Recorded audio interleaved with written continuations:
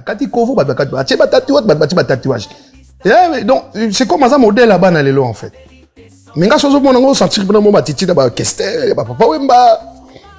Ça dit forme dans sens to dans sens. Yo suppose un modèle là-bas dans les lots. T'es nga dans cette nga zala déjà l'esprit. Aux ancêtres te aux hommes na certes quand na nenga soni pour na komi longola car na course parce que au boni que na course yo pe mes amis. C'est style.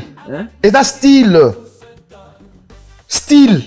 Nazo mi longola parce que style on nga nazo bete ça style mon côté na parce que na lobano anecdote mo nazo lobana lobango toujours be mission to na lobanga ngai tano beto kese mo to za kibinda na ba fali nga fali mtalakisanga loko akanja na lobanga na batu déjà parce que biso tanto ça ba discussion ba papa wemba ba kese na lobango na mission tout le temps to discuter ba voix ba redi ba emenea ba voix o biso tondo René Kala